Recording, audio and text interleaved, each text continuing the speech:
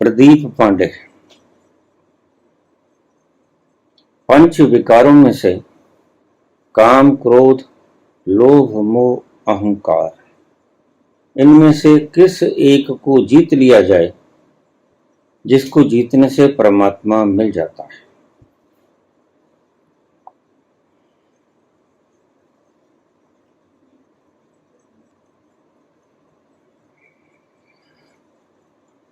किसी को भी नहीं।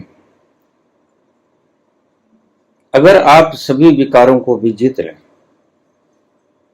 काम, क्रोध, लोभ, मोह, अहंकार, तो भी आप परमात्मा तक नहीं पहुंच सकते। लेकिन आपके शास्त्रों में यह लिखा है, और यही आपका दुर्भाग्य है। पंडित जन इन 5 विकारों को आपका दुश्मन बताते हैं। वर्ण छठे दुश्मन का उन्हें खुद भी मालूम नहीं। दुश्मन शेष रह जाता है। आप 5 विकारों को साधने में सारी उम्र गंवा देते हैं। लेकिन छठे विकार का ना उनको पता है।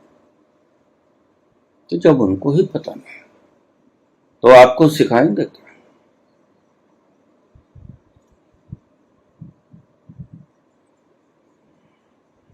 एक साधै सब सधै, सब साधै सब जाए, कबीर का ये वचन। वो कौन सा एक है जिसको साधने से सब सत जाते हैं और उसका जिक्र ही नहीं? आपके ग्रंथों में, आपके शास्त्रों में उसका कहीं जिक्र नहीं है। और सबसे बड़ा दोष वही है, सबसे बड़ा विकार वही है, जिसका नाम तक लेना भी शास्त्रज्ञों ने गंवारा नहीं समझा। इससे बचने का उपाय तो बहुत दूर। कौन है वो छठा जो आपको परमात्मा तक पहुंचने नहीं देता? वो छठा विकार भय, डर। 5 विकारों को भी अगर आप जीत लोगे, अगर डर भीतर बना रहा तो आप परमात्मा तक पहुंच नहीं पाओगे।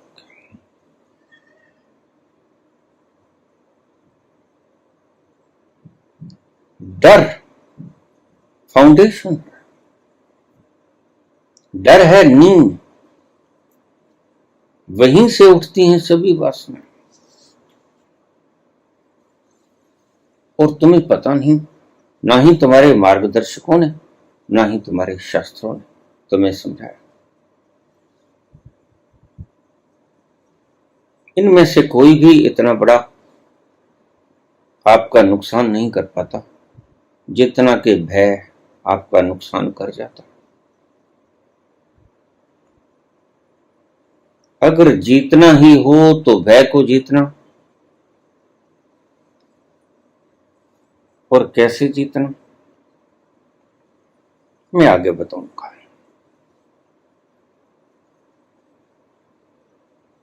भय क्या है? भय के मूल केंद्र में छिपा है कि मैं कहीं मर ना जाऊं।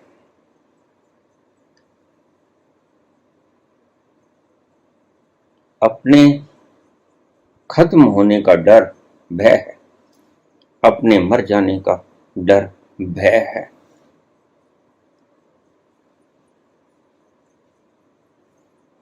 अगर तुमने इसको जीत लिया तो बाकी 5 को चलने दो, कोई बात नहीं।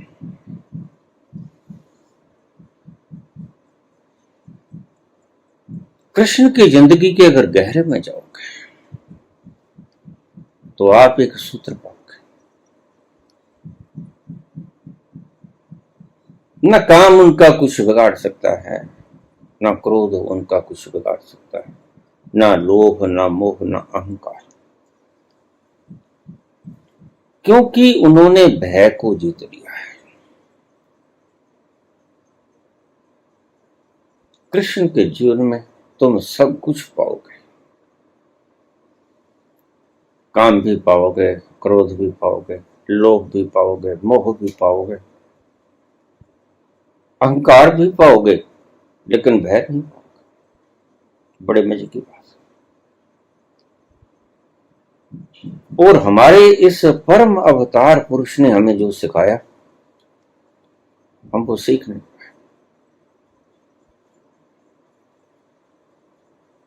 अगर तुम्हारे भीतर भय बना रहा तो अब कहीं नहीं पहुंच सकते। खुशी का एक पल कि तुम्हें नसीब नहीं होगा अगर तुमने भय से मुक्ति नहीं पाई।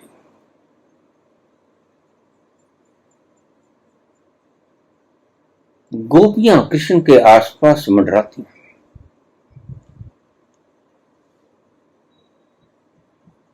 सुंदर सलोना चेहरा, आत्मा के उपवन की सुगंध बिखर रही दूर तक। मुस्कुराता, हंसता, खेलता, रास रचाता, महारास रचाता, बड़ा प्यारा लगता है।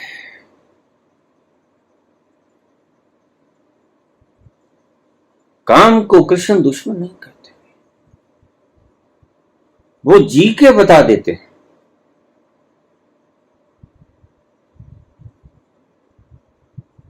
सोलह 16,108 रानियों के, सभी के दस्त बच्चे, लाखों की तादाद में उनके बच्चे हैं। ये काम के बिना पैदा नहीं हो सकते। क्रोध भी करते हैं जब शिशुपाल 99 गालियां निकाल देता है, तो कृष्ण कहते हैं शिशुपाल, बुआ को दिया गया वरदान मेरा पूर्ण हुआ, अब आगे तुम समझ बूझ के बोलना। अगर अब तुमने गलती की तो फिर तुम्हारे लिए शुभ नहीं होगा। क्रोध भी प्रकट करते हैं, काम भी प्रकट करते हैं, लोभ भी प्रकट करते हैं। सच में देखो तो अपने मित्र को बचाने का लोभ, अर्जुन को बचाने का लोभ, लोभ ही का एक स्वरूप था। मोह भी करते हैं, अहंकार भी करते हैं। ये मोह ही था जो सत्य के पक्ष में जाए।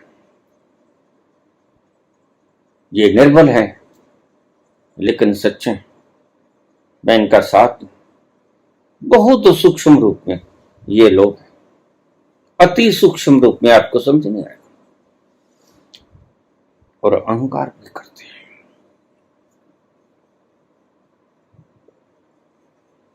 कंस का वध करते हैं। जो ऐसा व्यक्ति है जो देश दुनिया के लिए शराब हो गया है, जिसके पाप का घड़ा भर गया है,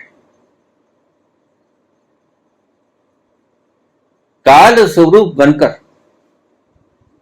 उसका वध कर देते हैं। कालिया नाग का वध करते हैं, पूतना का वध करते हैं। एक ज्योतिषी का वध करते हैं, तांत्रिक का वध करते हैं।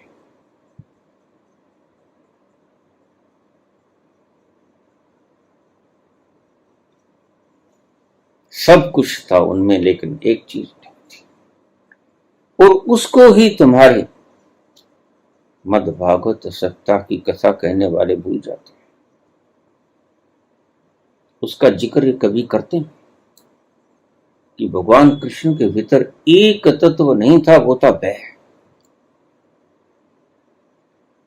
और सत्य भी है, अगर कृष्ण के भीतर भी भय हो, अगर राम के भीतर भी भय हो, अगर परशुराम के भीतर भी भय हो, तो वो अवतार पुरुष कहलाने के योग्य नहीं।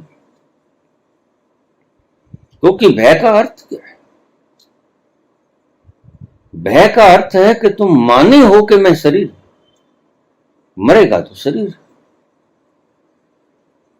यही भ्रांति हुई अर्जुन कि मैं क्यों मारूं इनको, जिसकी गोदी में बुरकी बुरकी खा के मैं बड़ा हुआ, छत्र छाया की तरह इसकी छाया के भीतर विश्राम किया, और मैं जब इसकी गोदी में जाके बैठ जाता था, निर्भय हो जाया करता था। क्या मैं इसे मार दूं? जिन शस्त्रों की वाण वर्षा में द्रोणाचार्य के ऊपर करूंगा, मेरा गुरु है, शस्त्र विद्या मैंने उसी से सीखी है।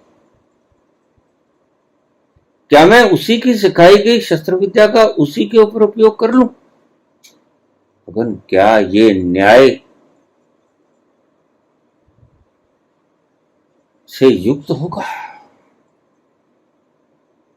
नहीं, मैं युद्ध नहीं करूंगा। ये मुझे पाप जैसा लगता है। ये पाप है अपने ही भाइयों की मृत्यु करके, वध करके मैं अपनी भाभियों को विधवा कर दूं। मुझे स्पष्ट दृश्य सामने दिख रहा है कि सभी मेरी भाभियां श्वेत वस्त्र पहने विधवा के रूप में मुझे दिखाई पड़ रही और मुझे श्रापित कर रही हैं, अर्जुन तुम होकर। उसकी अपनी ही दुर्बलताएं, कल्पनाएं बनके उसके सामने पिक्चराइज होती हैं। उसके मनस के पर्दे के ऊपर सारे सीन चल रहे हैं। भीष्म पितामह, कहीं गुरु द्रोण, कहीं अपने ही भाइयों की विधवा।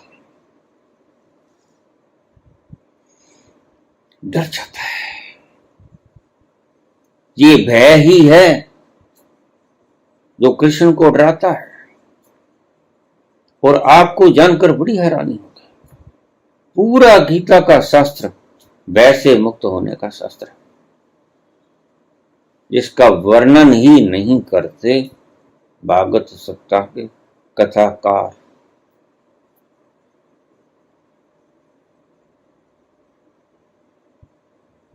असली दुश्मन आपका भय है।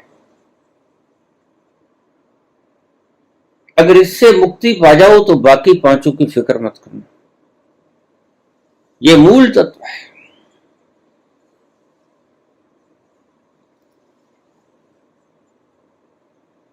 अभी थोड़ी देर पहले मेरे पास एक मेरे ही शिष्य का कमेंट आया, बायोग्राफी पढ़ी होगी मेरी। बाबा मैं कब रहा हूं, मैं डर रहा हूं, आपने कुछ ऐसा लिखा जिसके कारण कुछ दुष्ट पुरुष आपका अनिष्ट कर सकते हैं। देखिए लिखा मैंने, बोला मैंने, कंप ये रहा है ना परंपरा। और मैं बखूबी जानता हूं कि ये लोग पहुंचते क्यों नहीं। ये रोज पूछते हैं मैं क्यों चूक रहा हूं बाबा, क्यों नहीं मैं पहुंच पा रहा उस परम आनंद के स्रोत तक, उस मस्ती के आलम को मैं क्यों नहीं पी पाता, मैं उस सुगंध से युक्त आभा मंडल में प्रवेश क्यों नहीं कर पाता, मैं उस उद्यान में खुशबुओं की महक क्यों नहीं ले पाता, क्यों नहीं मैं खुमारी से युक्त हुआ सारे दिन उस आनंद का पान कर पाता, क्यों मैं कप रहा हूं हर वक्त?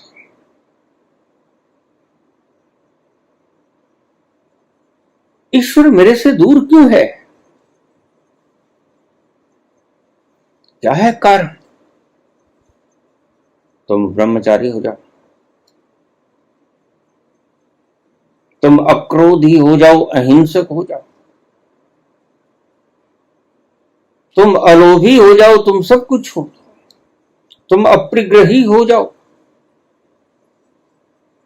तुम निरअहंकारी हो जाओ, लेकिन अगर तुम डरपोक हो तो उस परमात्मा के सपने में भी आने का ख्याल मत करना।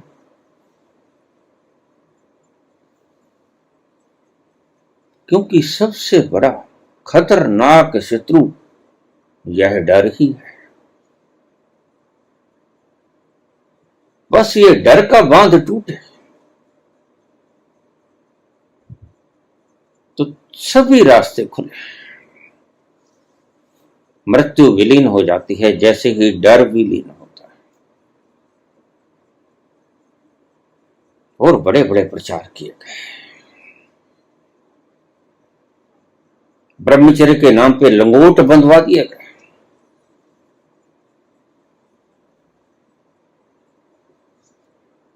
तुमने अपने आप को तो लंगोट बांधा ही, तुम तुम्हारे देवताओं को भी लंगोट भेंट कर देते हो, जैसे कि उन्होंने अभी काम को जीता ना। हैरानी की बात है, तुम डरे डरे से काम से अपने देवताओं को भी डरा हुआ सिद्ध कर देते हो, जबकि वो महाब्रह्मचारी।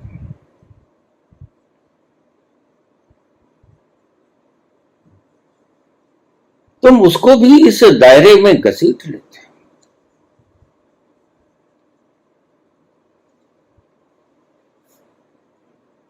तुम्हारा असली शत्रु है भय। ये पांचों शत्रुओं को एक तरफ छोड़ दो। अगर आपने भय से मुक्ति पाली तो ये पांच शत्रु आपका कुछ नहीं बिगाड़ पाएंगे। इस शब्द को स्वर्ण अक्षरों में लिख लेना। और असली तुम्हारे शत्रु को बताया ही नहीं।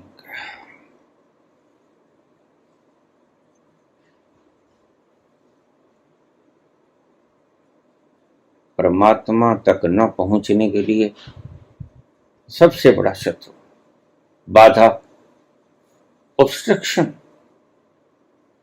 भय ही है।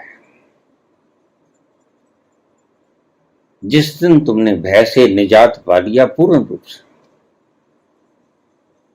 उस दिन तुम्हें मुझे नहीं पूछना पड़ेगा कि बाबा मैं कितनी दूर।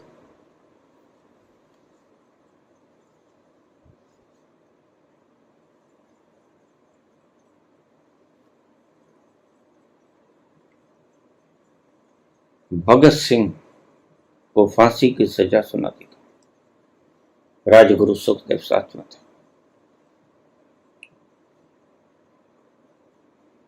भगत सिंह से उसकी आखिरी चाहत पूछी गई, अंतिम अभिलाषा तुम्हारी क्या है? तो भगत सिंह ने बहुत सहज लहजे में कहा,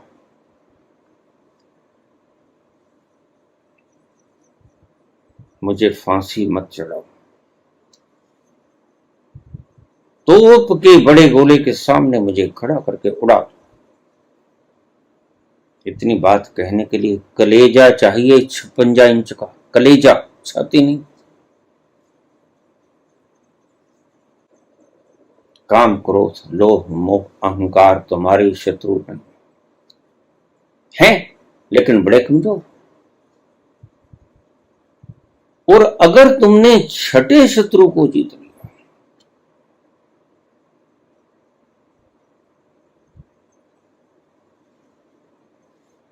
फिर परमात्मा तुम्हारे करीब निवास करता है।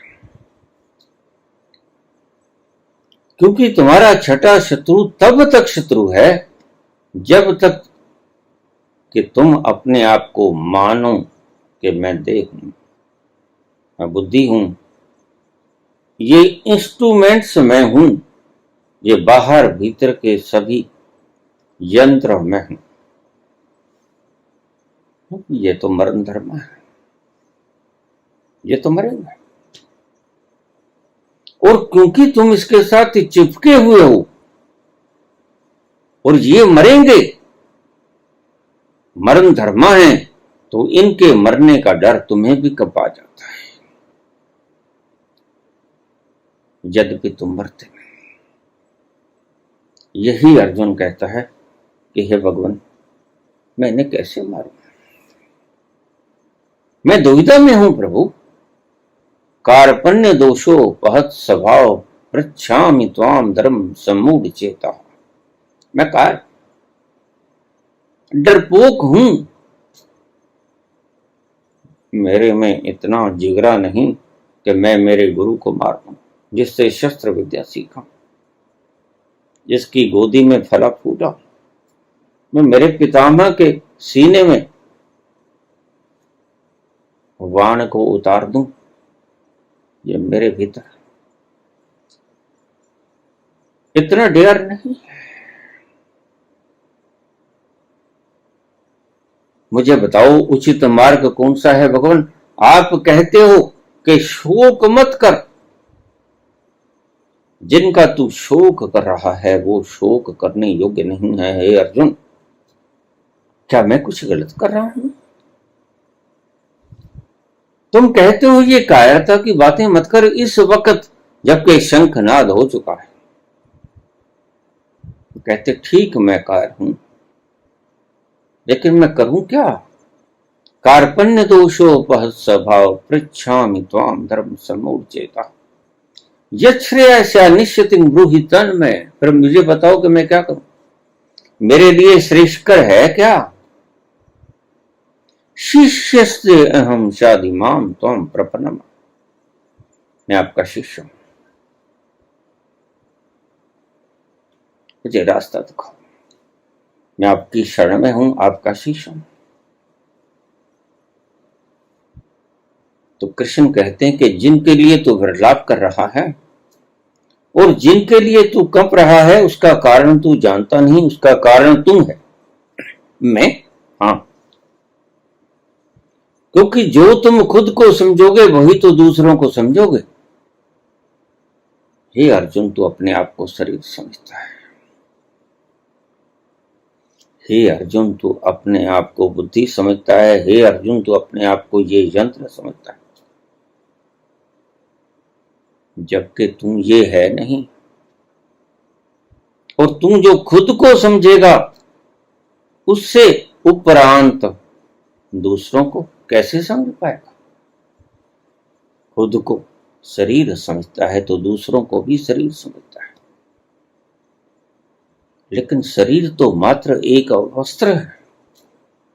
वासांसी जीर्णानि यथा विहार नवानि गृह्णाति नरो पराणि तथा शरीराणि विहाय जीर्णा अनन्यानि संयाति नवानि दे। यह शरीर तो वस्त्रों की भांति आत्मा त्याग देती है। जैसे ही जीर्ण शीर्ण मैला कुचैला दीन विदीर्ण हो जाता है, आत्मा इस शरीर को त्याग कर नया शरीर ग्रहण कर लेती है।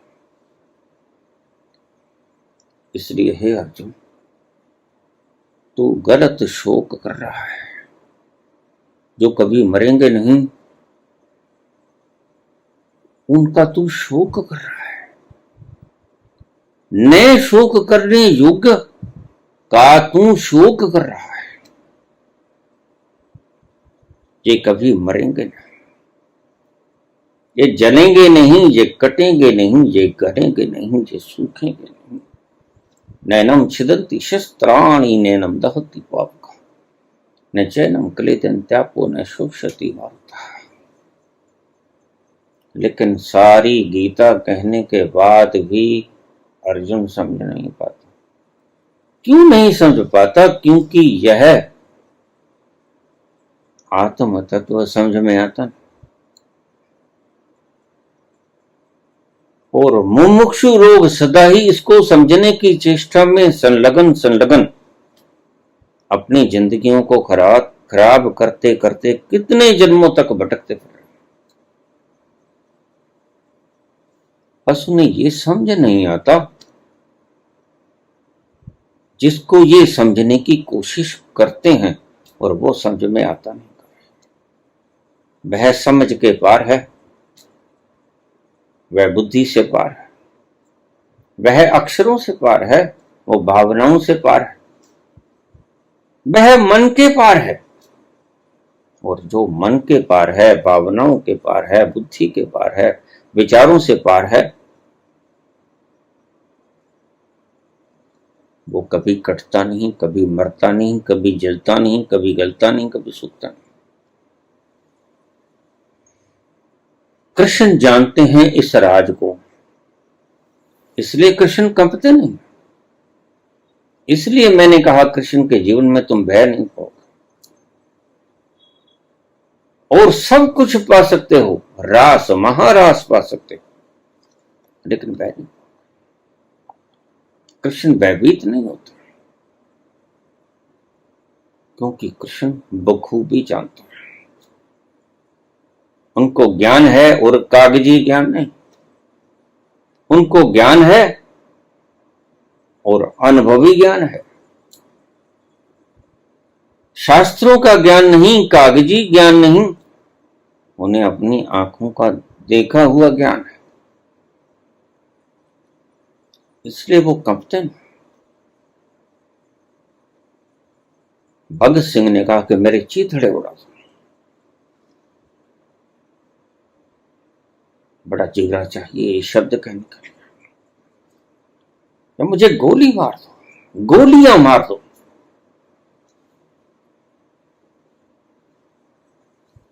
आज नहीं कल भगत सिंह उस तल पर पहुंच गया जिस तल पर भय समाप्त हो जाएगा। और तुम्हारा असली शत्रु यही है।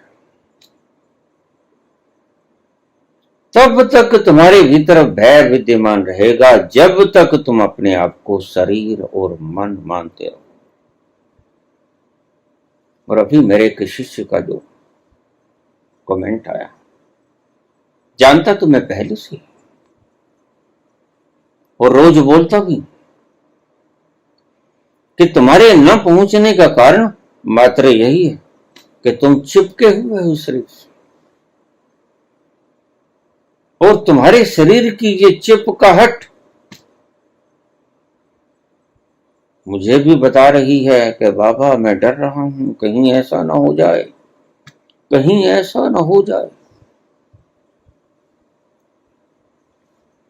और 84 साल का यह व्यक्ति है।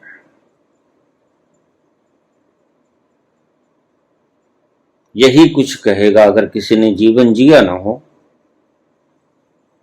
अगर किसी ने जीवन जिया ना हो, तुम अभी तक मौत में ही जिए हो।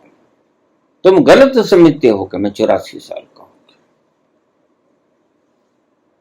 तुम मौत जिए हो। अद्भुत बात है, तुम कहते हो मैं 84 साल जी लिया, मैं कहता हूं तुम 84 साल मर लिया। बस यही फर्क है तुम में और मेरे में। यही फर्क है, तुम कहते हो मैं 84 साल जी लिया, मैं कहता हूं तुम 84 साल मर लिए, कंप लिए। तुम एक क्षण के लिए भी अकंप जिए नहीं, और जीना तो वो जीना है जो कि अकंपता में जिया जाता है। जीना तो वो जीना है, तुम एक पल के लिए ही सही उस तल पर जाकर विश्राम पालो, एक पल के लिए।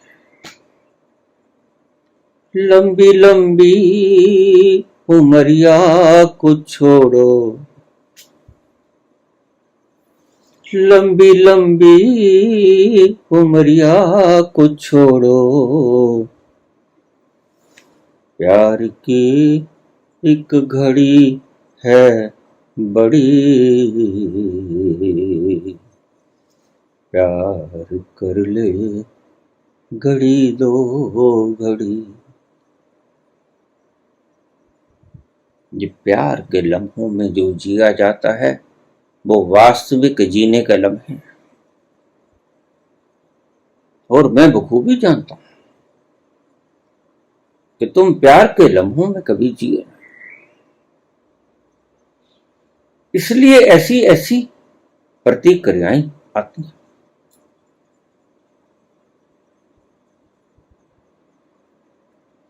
फिर मुझे रोज पूछते हो बाबा मैं पहुंचता क्यों?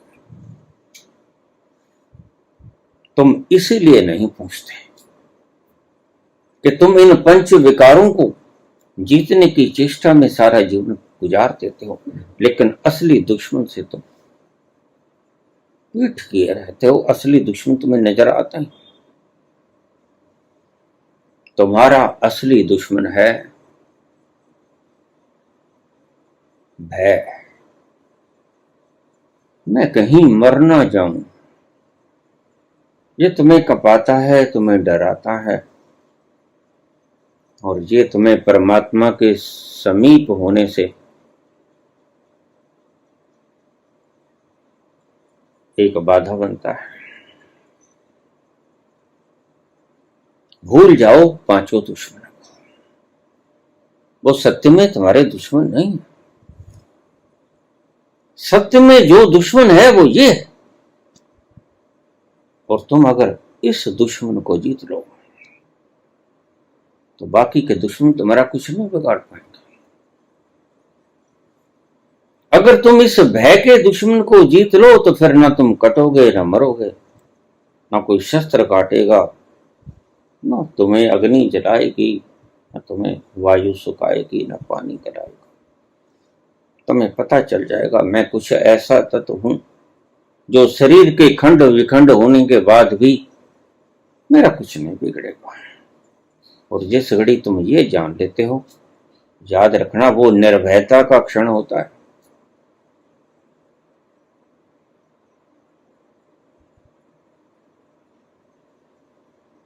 अब इसको साधें कैसे? बिल्कुल स्पष्ट तो हो ही गया आपको, ये पांच दुश्मन आपके दुश्मन नहीं, ये आपसे क्या छीन लेते हैं? काम आपसे थोड़ा कुछ छीन लेता है, क्रोध भी कुछ थोड़ा सा छीन लेता है, ये सभी थोड़ा थोड़ा आपसे छीन लेते हैं। लेकिन भय तो आपसे सब कुछ ही छीन लेता है। भय तो आपसे प्रेम छीन लेता है। प्रेम से आप बहुत डरते हो, इसलिए प्रेम पे सारी दुनिया ने बैन लगा रखा। प्रेम मृत्यु तक ले जाता है, इसलिए प्रेमी होने के लिए बड़ा कलेजा चाहिए। प्रेमी होने के लिए बड़ा कलेजा होना चाहिए, क्योंकि प्रेम में फना होना पड़ता है। तीदो नी मैनू आखो रांझा, तीदो नी मैनू आखो रांझा, हीर ना आखे कोई। अब मैं हीर ना रही, बस ऐसा ही तुम वहां जाके शरीर नहीं रहोगे। रांझण रांझण करती ने मैं आपे रांझण हुई। उसकी तरफ जाते जाते कदम ताल करते करते वहां जब जाके स्थिति प्रज्ञ हो गए तो तुम हीर ना रहे, तुम रांझा ही हो गए। तुम शरीर ना रहे, तुम परमात्मा ही हो गए। तुम संकुचित ना रहे, तुम विराट हो गए।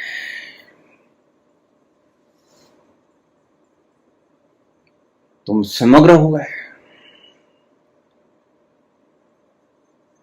तुम समष्टि हो गए, तुम व्यष्टि न रहे। इसलिए प्रेम से लोग इतना डरते हैं। हम तो प्रेम दबाव ही नहीं करने देते। समाज में कुछ रीति ही ऐसी है, प्रेम से हम डरते हुए लोग हैं। जबकि प्रेम ही ऐसी पुष्पों की सुगंध लेके तुम्हारे जीवन में आता है। और वही पल जो प्रेम में जिए जाएं, वही पल जीने के सही पल है। जो नफरत में जिए जाएं वो तो पल नहीं है।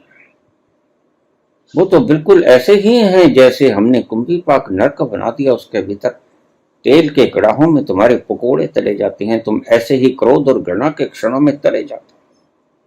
जरा भीतर झांक के देखना। लेकिन उस वक्त होश कहाँ होती है भीतर झांकने की? अगर होश ही होती तो तुम्हारे पकोड़े क्यों तले जाते? होश ही तो गंवा देते हो, तभी घृणा और नफरत तुम्हें पकोड़ों की तरह तल देती है। तुम कंपते हो इस घृणित वातावरण में, तुम थर थर कंपते हो सूखे पत्ते की तरह।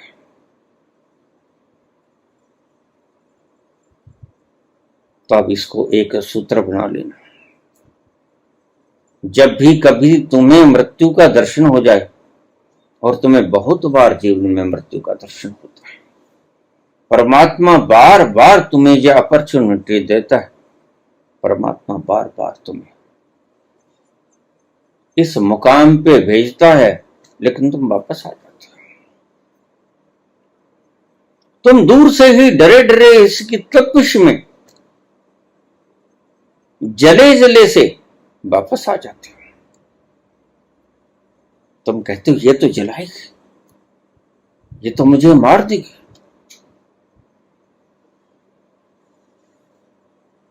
अब बाबा, हम इस भय से मुक्त कैसे हैं? प्रत्येक व्यक्ति कायर है, तब तक कायर है जब तक अपने आप को आत्मस्थ नहीं देख लेता। तब तक वो कितना ही छाती पीट के कहे कि मैं बड़ा वीर हूं,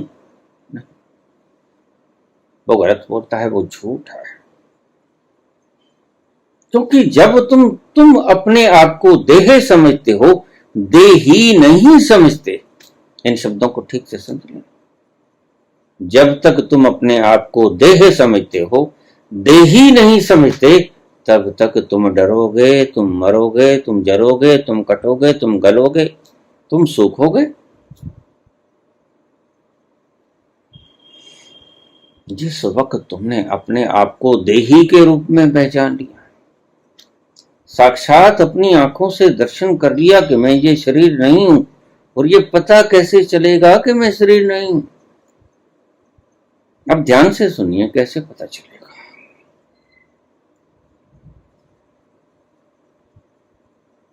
पूरी चेतना को कॉन्सेंट्रेट कर लेना।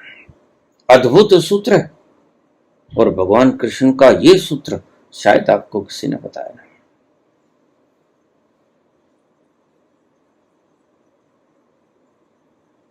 जिंदगी में सहज कोई ऐसा वक्त आ जाता है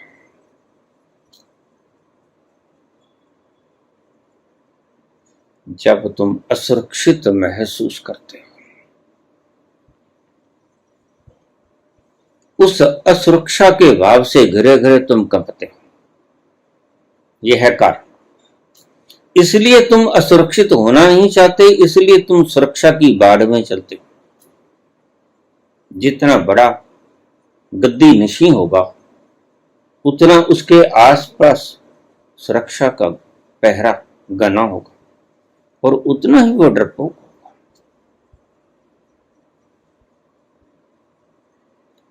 क्योंकि सुरक्षा की कामना डरपोक व्यक्ति ही तो करे। जो निर्भय है वह सुरक्षा की कामना ही नहीं करेगा। तुम आत्म तत्व हो, और आत्म तत्व कभी अपनी सुरक्षा का कोई इंतजाम नहीं करता,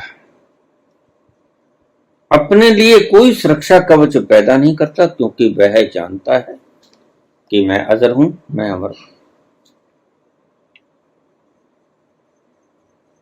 जब तुम अपने आप को कुछ ऐसी स्थिति में पाओ कि असुरक्षित महसूस करो,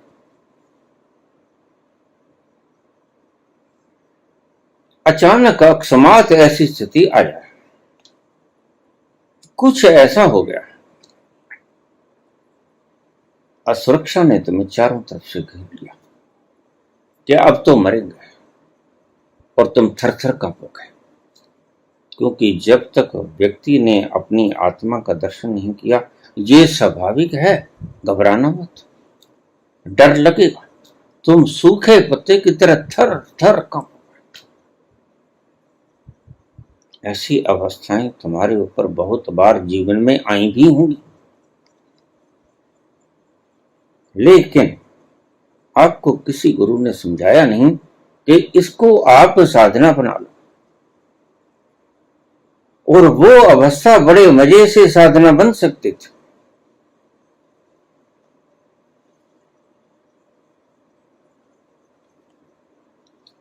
एक जैन फकीर किसी के यहां मेहमान था, उसने बुलाया था।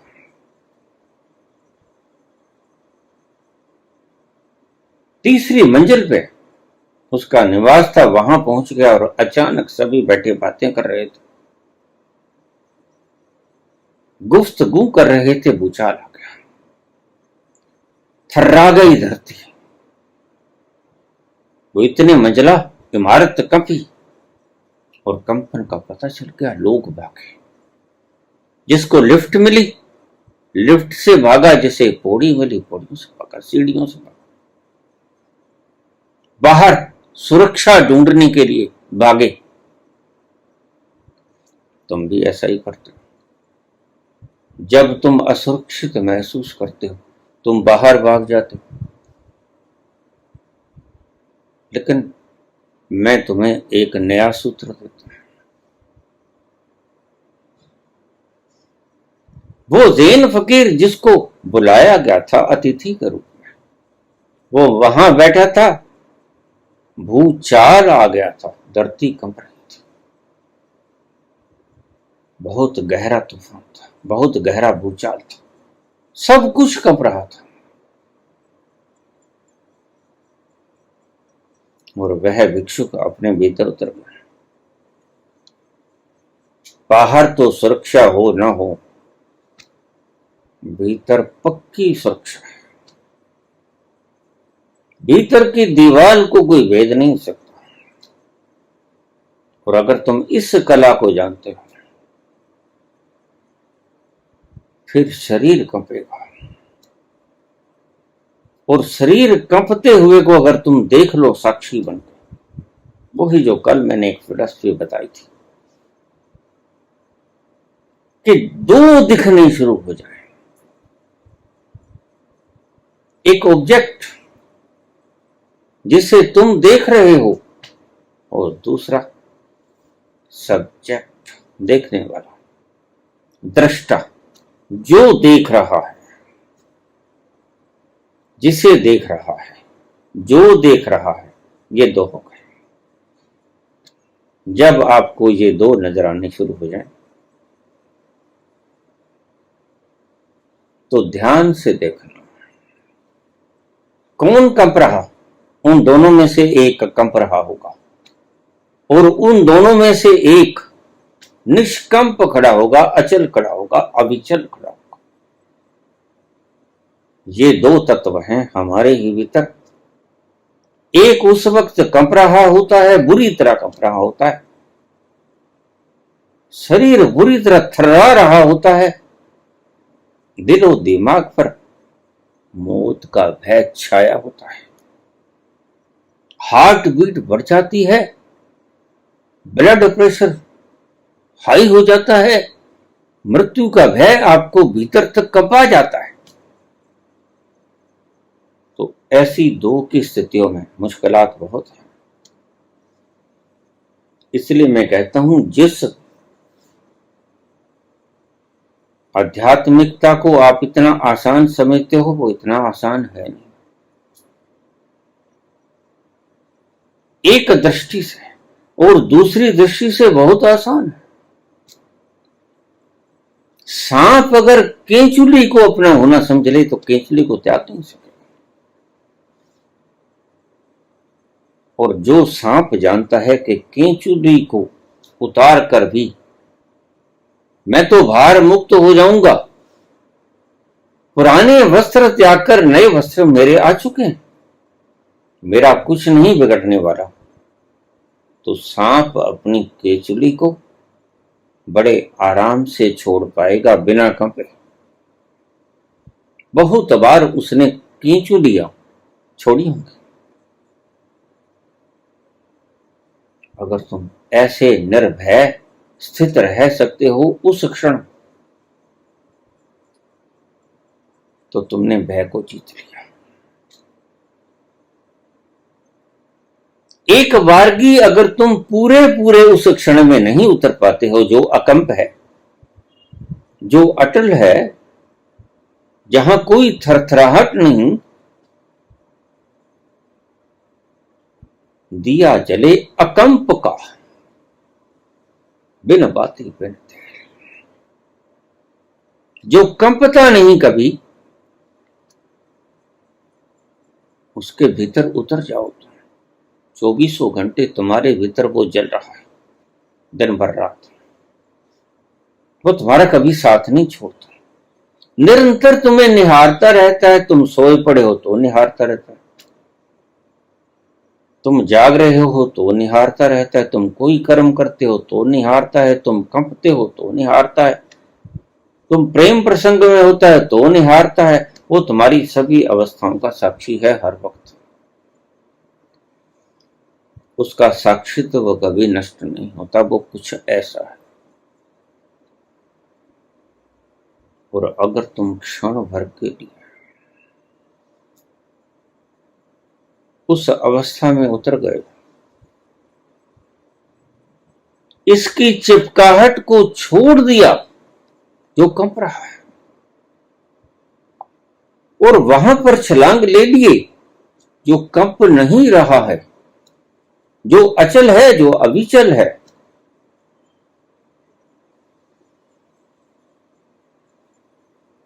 तो फिर तुमने उस प्रेम का स्वाद ले लिया, उस स्थिति का स्वाद ले लिया जिसे भगवान कृष्ण कहते हैं स्थिति पर पहुंचो। फिर तुमने तुम्हारी प्रज्ञा की खुशबू एक बार जान, और ऐसे छोटे छोटे प्रयोग तुम्हारे जीवन में बहुत बार आएंगे, क्योंकि तुम कंपन की साक्षात मूर्ति हो। तुम कहते हो हम जी रहे हैं, लेकिन तुम भूल करते हो। तुम प्रतिपल मर रहे हो, तुम्हारे प्रतिपल मरने के नाम को तुम जीवन कह देते हो। मैं 40 का हो गया, मैं 20 का हो गया, मैं 80 का हो गया, मैं 100 का हो गया। लेकिन अगर तुम 100 साल के हो गए तो समझो कि 100 साल तुमने कपड़े में गुजार दिए। 100 साल कपे जिए ने, काश इस 100 साल को तो छोड़ो। एक पल के लिए भी अगर आप सही रूप में अकंप बनकर जी लेते, तो तुम्हारे जीवन में जिसे तुम ढूंढ रहे हो वो कब का उतर गया होता, और तुम आत्मस्थ हुए, स्थिति प्रज्ञस्थ हुए, तृप्ति में लीन उस खुमारी की अवस्था में अपने आप को महसूस करते हैं। ठंडी हवाएं, खुशबू बिखेरते उद्यान, आनंद का सागर लहराता झूमता है, नृत्य करती तुम्हारी आत्मा, आनंद से सराबोर, उन जाम को गटकते हुए ऐसे ऐसे नाचते तुम जिसका वर्णन संभव नहीं, क्योंकि संभव वह शब्दों में आता ही नहीं।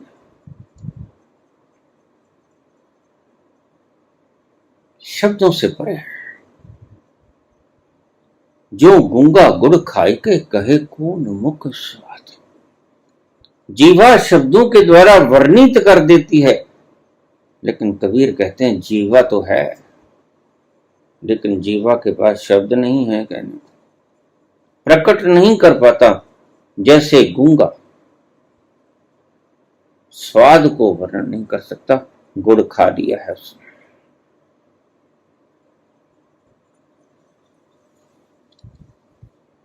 अकंप हो जाओ, आज का सूत्र। ऐसे कंपते कंपते जिंदगी गुजारनी है तो बूढ़े हो गए, कितने जी लिए, तो जिए तो एक पल भी नहीं। मैं गौशाला मंदिर जाया करता था, वहां एक वृद्ध व्यक्ति मुगदर घुमाया करता था, पहलवान टाइप का। उसके गोडे काम नहीं करते थे, ये जॉइंट पाँव के, तो मुगदर घुमाता। मैंने कहा ये क्या करें? कहते मैं वर्जिश कर। क्यों कर रहे हो? इससे उम्र बढ़ती है। मैंने कहा कितनी उम्र है? कहता 65। मैंने कहा कितना जीना चाहता? कहता 100 साल।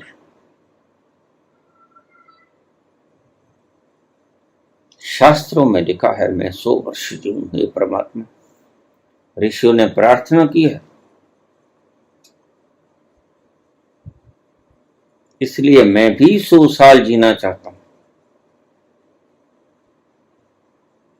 मैंने कहा जब तुम 65 साल में जो दंदन तुमने कर दी, वो आने वाले 35 वर्ष में भी ऐसी ही दंदन कर दो।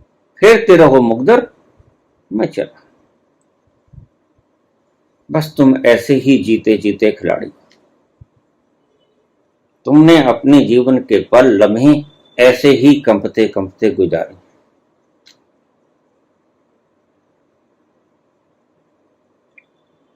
इस कंपन को दबाना नहीं।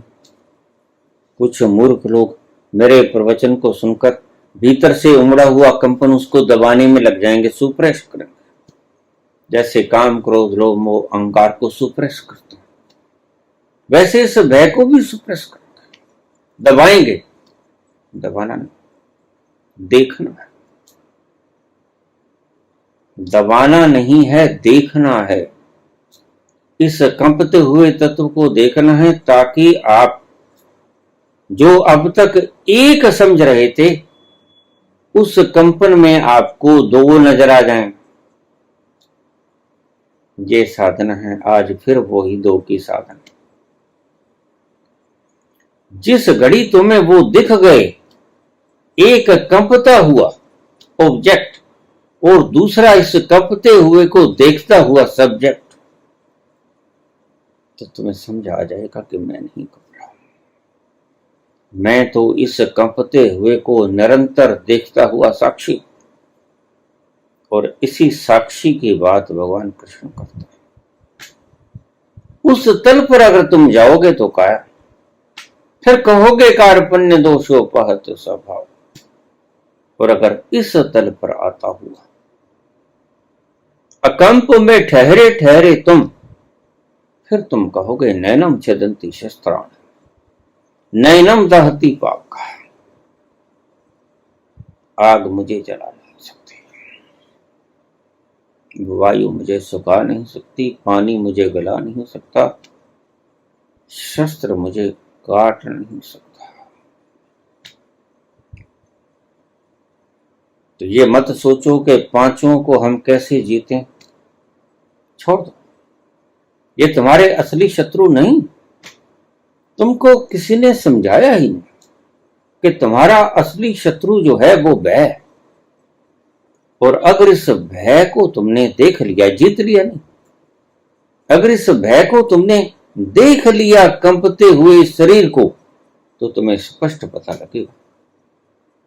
जैसे तुम सिनेमा हॉल में बैठे बैठे स्क्रीन के ऊपर आते हुए चलचित्रों को देखते देखते बीच बीच में से मेरे कहने से एक काम कर लिया करो।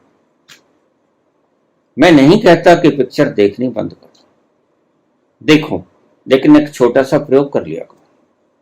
जब कोई रोए, जब कोई तड़पे, जब कोई अत्याचार हो, तो उसके साथ तादात्म्य किए किए आपके भीतर क्या भाव उठते हैं, बीच बीच में से थोड़ा सा झांक के देख लिया करो, होश में आकर कि मैं देखने वाला हूं और जिसे देख रहा हूं वो एक फिल्म है। बस तुम उसमें तल्लीन हो जाते हो, उसमें पकड़ बना लेते हो, इसलिए तुम्हें पता ही नहीं चलता, सारी फिल्म गुजर जाती है, दी एंड लिखा आ जाता है और फिर तुम्हारी होश खुलती है, फिल्म खत्म हो गई। जीवन की फिल्म भी ऐसे ही खत्म हो जाती है, अंत समय तुम्हें होश आती है, ये तो जीवन बेकार है, जो मैंने जोड़ा कुछ और था, जो कंपा मरते मरते भी अगर आप, लामा लोग एक प्रयोग करते हैं, बोलता है मरे मरे जो व्यक्ति कंपता है उसे कहते हैं देखो ये कौन कांप रहा है, देखो ये कौन कांप रहा है, किसे मृत्यु का भय सता रहा है।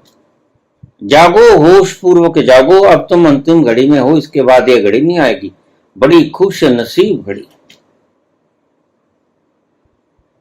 तो वह आदमी एक पल के लिए जाग जाता है। और जिस बात को ध्यान में लिखना, अपने हृदय में लिख लेना कि अगर तुमने एक पल भी जाग के देख लिया कि यह कंपने वाला मैं नहीं, तो फिर दूसरे छोर पर, दूसरे फलक पे तुमने ये भी देख लिया कि कोई जो देख रहा है वह कंप नहीं रहा है, वह अकंप है। और इन दोनों का फासला अगर तुम कर सको तो तुम धन्यभागी हो और तुम उस स्थिति में पहुंच सकते हो जिसे कृष्ण कहते हैं कि शस्त्र नहीं काटता, जो अमृत है, जो अजर है। तो पांचों शत्रुओं को जीतने की चेष्टा न करो, असली शत्रु छठा है, वो है भय। इस भय को देखना है, जीतना नहीं है, दबाना नहीं। इस कंपते हुए को अगर तुम पूरी तरह से देख लिया, असुरक्षा की भावना जब जब भी आए और तुम्हें डर लगे तो तुम क्षणों भर के लिए ठहर जाना कि ये डर लग किसको रहा है और कौन देख रहा है, क्योंकि डर लगा, इसे देखने वाला भी तो कोई मौजूद चाहिए, इसका गवाह भी तो कोई होना चाहिए, इसकी विटनेसिंग भी तो होनी चाहिए। और तुम हो विटनेस, तुम हो साक्षी, तुम हो दृष्टा, तुम देखने वाले हो जो कभी कंपता है। और जो कंपता है उसे तुम देख सकते हो। तो असुरक्षा की भावना में अपने आप को जागृत करना सीखो। बहुत बार जीवन में असुरक्षा आएगी क्योंकि तुम उस असुरक्षा के पड़ाव पे खड़े, तुम ज्वालामुखी के ऊपर डेरे लगाए हो, किसी भी वक्त फट सकता है। असुरक्षा की भावना गहरी गहरी तुम्हें पकड़ेगी, हर पल हर घड़ी। बड़े मुकाम आएंगे, बड़े मौके मिलेंगे तुम्हें।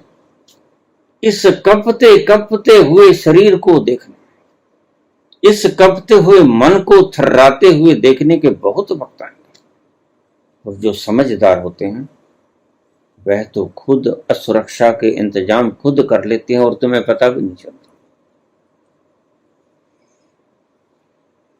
बुद्ध सुरक्षा महलों की छोड़कर असुरक्षित वनों में चल जाते हैं, जहां कोई उन्हें भीख देने वाला होता नहीं, जानकर, जहां कोई नहीं जानता कि यह राजा है और सिंहासन पर लात मार गया।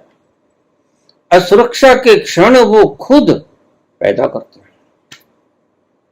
सुरक्षा छोड़ देते हैं। उनको एक सूत्र पता चलता है, अगर असुरक्षा में नहीं जाएंगे तो असुरक्षा से जब शरीर कपेगा, कभी भिक्षा मिलेगी कभी नहीं मिलेगी, तो उस भूख से जो शरीर कंपेगा उसको देखना है। इस कंपते हुए को देखना भेद पैदा करता है दो का, एक जो कंपा, एक जिसने कंपते हुए को देखा। जिस घड़ी तुम्हें ये दो समझा गए कि एक कंप रहा है, एक अस्तित्व खड़ा है, बस ज्यादा शास्त्र पढ़ने की आपको जरूरत नहीं, ज्यादा गुरुओं के वचन सुनने की आपको आवश्यकता नहीं। तुम्हें समझ आ जाएगा कि एक ये दो है। कंप कौन रहा है? क्योंकि मैं तो अकंप खड़ा खड़ा इस कांपते हुए को देख रहा हूं। बस यही तुम्हारे भीतर एक झलक मिलनी चाहिए, एक रिफ्लेक्शन। जिस घड़ी तुम्हारे भीतर कूदी बिजली की तरह, तो थोड़ा थोड़ा बदलाव आना शुरू हो जाएगा। असुरक्षा की भावना को तुम खुद पैदा तो नहीं कर सकते, क्योंकि तुम्हारा जीवन ही असुरक्षा से भरा पड़ा है। कोई बॉस ने झड़की लगा दी, तुम कंप जाते हो, क्या होगा? मेरी नौकरी गई तो फिर मैं क्या करूं? कोई दुकानदार से ग्राहक लड़ पड़ा कि तुमने इसका भाव ज्यादा लगाया, तुम कंप जाते हो। कि अगर मेरा ग्राहक चला गया तो मैं इस शरीर का पालन पोषण बच्चों का कैसे करूंगा, इस शरीर का कैसे करूंगा? मृत्यु तुम्हें साक्षात नजर आती है, तुम असुरक्षित हो नहीं सकते। यही तुम्हारी कमजोरी है। और इसी असुरक्षित से तुम्हें मिलेगा वो सूत्र। यही कृष्ण कहते हैं कि तू दुविधा में पड़ा पड़ा कंप रहा है, तुम्हें पता ही नहीं तू किसके लिए फिक्र कर रहा है। ये तो वो हैं जो मिट भी जाएंगे, तो जो उनके भीतर का देही है वह नहीं मिटेगा, वह जीवित ही रहेगा।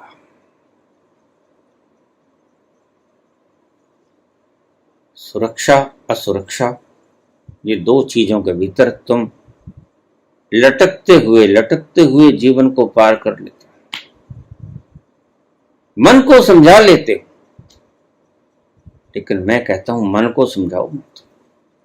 जहां जहां भी तुम्हें डर लगे, भय लगे, वहां वहां डरते हुए इस शरीर को, इस मन को देखो। थोड़ी मुश्किल तपस्या है, इसे कहते हैं तप। एक पांव पे खड़ा होना कोई तप नहीं।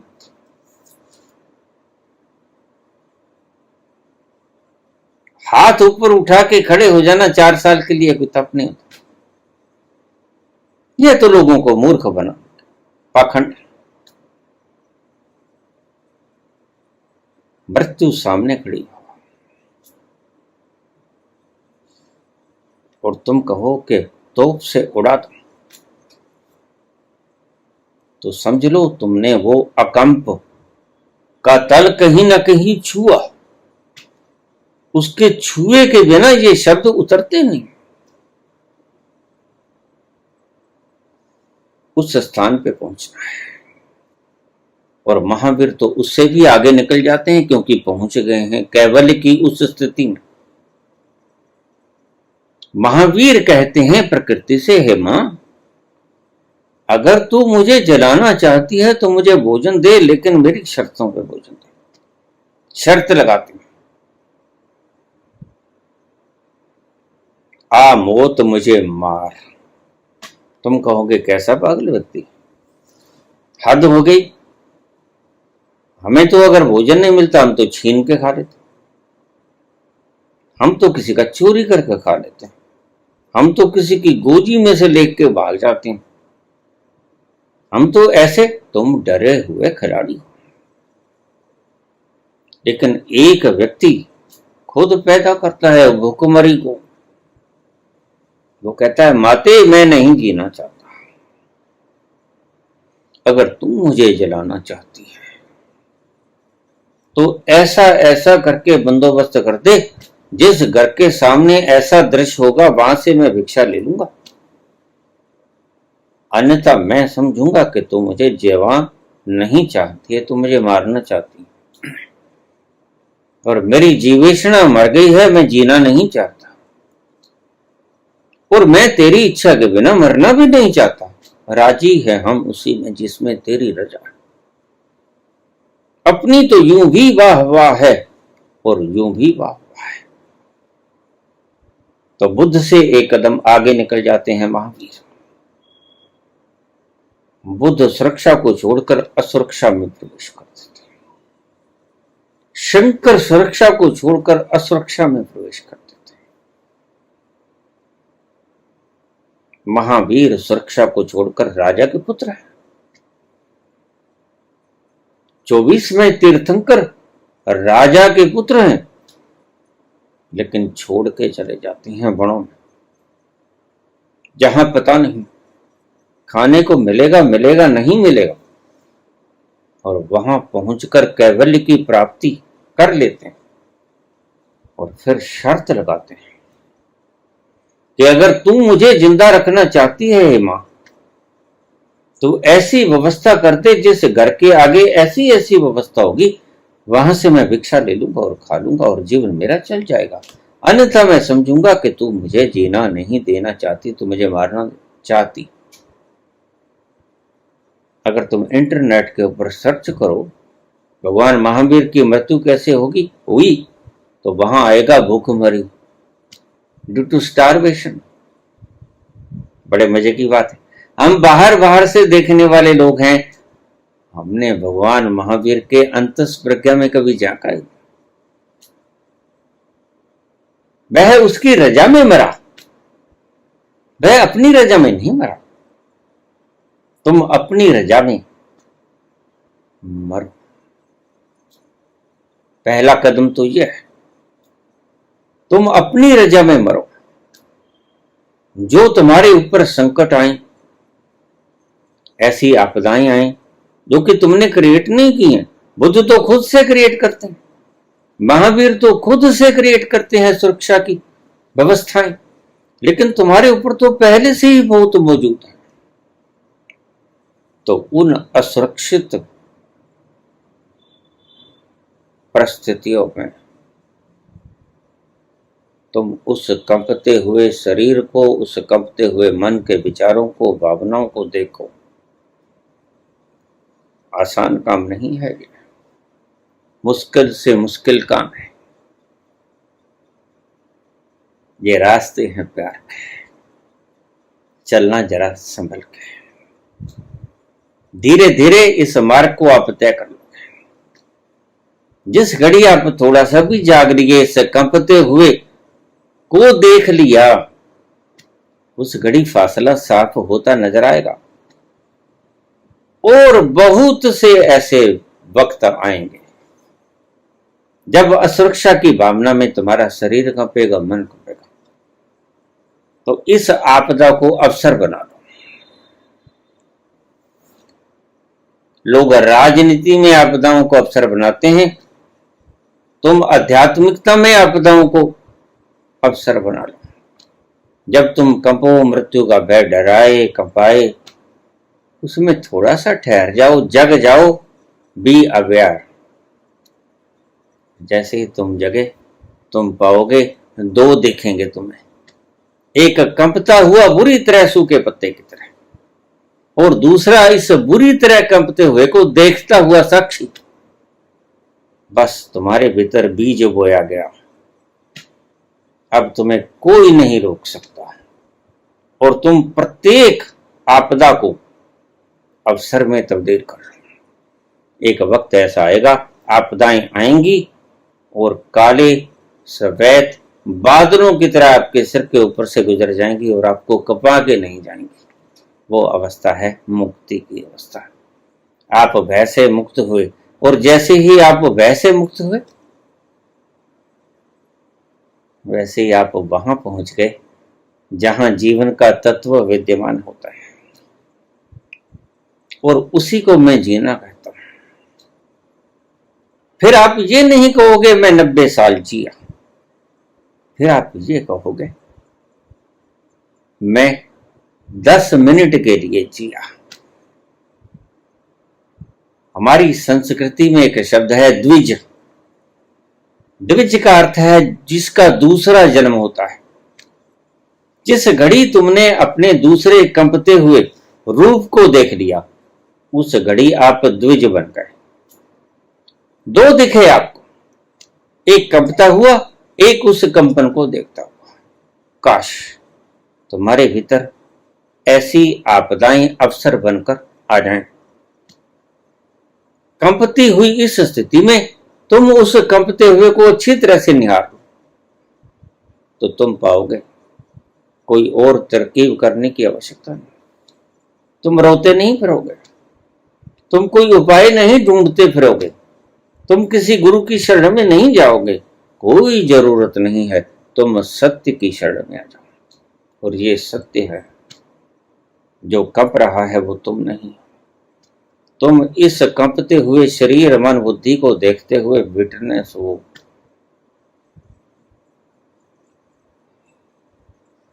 और धीरे धीरे धीरे धीरे एक दिन ऐसा आएगा, एक लम्हा ऐसा आएगा, तुम ऐसे कूदोगे उस अपने अस्तित्व में, बहुरे जन्म ना हो, फिर आपका जन्म नहीं होगा। एक बार मरे तो ऐसे मर जाओगे कि फिर आपका जन्म नहीं होगा। धन्यवाद।